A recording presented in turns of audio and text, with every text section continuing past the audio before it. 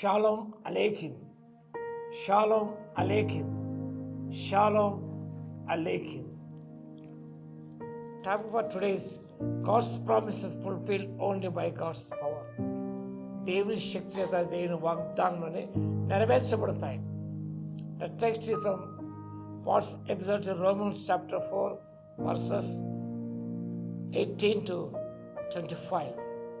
పౌలు రోమిలకు రాసిన పత్రిక 4వ అధ్యాయము 18 నుంచి 25 వచ్చిన సారాంశాన్ని గమనిస్తే ఈ సత్యాన్ని మనం గ్రహించుకుంటాం. God's promises fulfilled only by God's power. దేవుని శక్తి చేతనే దేవుని యొక్క వాగ్దానం మన జీవితంలో నెరవేర్చబడతాయి. సో అబ్రహాము యొక్క జీవితం గురించి పౌలు భక్తుడు ప్రస్తావిస్తున్నాడు. He had unwavering faith. The pastor teaches that true faith, నిజమైన విశ్వాసం, focus on God's power. True faith always focuses on God's power. నిజమైన విశ్వాసము దేవుని శక్తి మీదనే అది ఆధారపడుతుంది. Believing against all hope. 18వ వచనం గమనించినప్పుడు వాక్యములో రాయబడి ఉన్నది, ఆయన నిరీక్షణకు ఆధారం లేని సమయంలో ఆయన నమ్మాడు. నీ సంతానం ఈ రీతిగా ఉండని చెప్పిన దాన్ని బట్టి తన అనేక జనములకు తండ్రి ఎగునట్లు నిరీక్షణకు ఆధారము లేనప్పుడు అతడు నిరీక్షణ కలిగి నమ్మెను. Believing against all hope. ఇక గమనించినప్పుడు హిస్ సిట్యుయేషన్ వాజ్ హోప్లెస్. ఆయన స్థితిగతులన్నీ కూడా నిరాశజనకంగా ఉన్నది. ఎందుకంటే వృద్ధులైపోయాడు. భార్యశాల శ్రీధర్మం అనేది ఆగిపోయినది. అలాంటి సందర్భంలో ఆయన relied on God's power. Abraham did not rely on human probabilities. మానవుడి యొక్క సాధ్యతల మీద ఆయన ఆధారపడలేదు. Believing against hope. నిరీక్షకు ఆధారం లేకపోతే నిరీక్ష కలిగి నమ్మాడు. His trust was on the spoken word of God.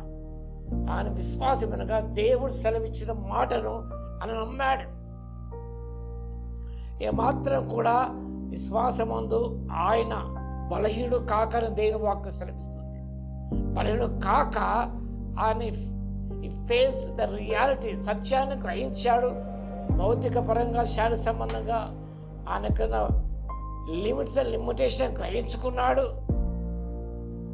ఆ తర్వాత ఆయన దేవుని శక్తి మీద ఆధారపడ్డాడు.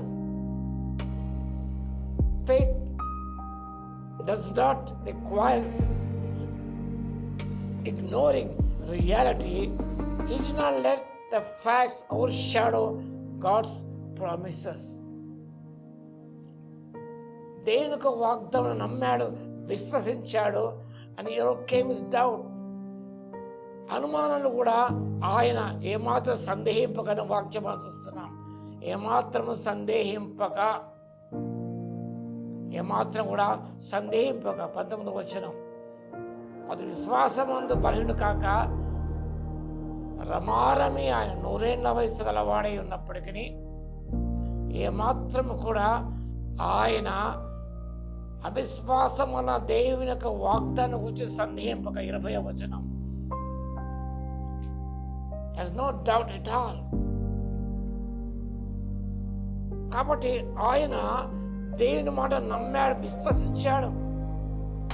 తర్వాత ఈ గ్లోరిఫైడ్ గాడ్, దేవుని మహిమపరిచాడు. దేవుని మహిమపరిచి ఆయన వాగ్దానం చేసే దాన్ని నెరవేర్చుకు సమర్థుడని రూఢిగా విశ్వసించి విశ్వాసం బలం పొందాను. God is able to do, God able to fulfill His promises. You have that profound faith, unwavering faith in God's power. అని ఏమాత్రం కూడా సందేహించదు. No doubt at all.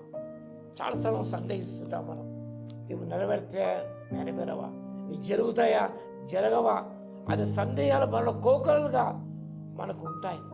కానీ అబ్రహాము జీవితంలో అలాంటి సందేహం లేదు. అని ఎందుకనగా వాగ్దానం చేసిన దేవుడు నమ్మదగిన దేవుడు, ఆయన నెరవేర్చకు సమర్థుడు. ఈ సత్యాన్ని గ్రహించుకోవాలి. God is able, God is powerful. He can do the impossible thing in our life. నువ్వు నమ్మాలి. నిరీక్షణకు ఆధారం లేనప్పుడు అబ్రహాము నమ్మినట్లుగా మనం నమ్మి దీవెన పొందుకోవడానికి పరిశుద్ధాత్మ దేవుడు శక్తిని దయచేది కాక. ఆమె స్తుతికి పాత్ర మహోన్నతర మీకు వందనాలు స్తోత్రాలు తండ్రి. నిరీక్షణకు ఆధారం లేనప్పుడు ప్రభువైన ఆయన అబ్రహామును నమ్మి విశ్వసించాడు మా తండ్రి.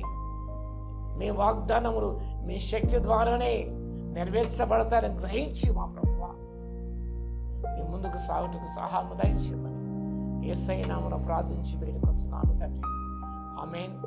మన తండ్రి అయిన దేవుని యొక్క ప్రేమయు, మన ప్రభువును రక్షకుడైన యేసుక్రీస్తు పరిశుద్ధాత్మని అన్యోన్య సహవాసం మనకు ప్రేమించే వారందరికీ సదాకాలం తోడై ఉండును గాక.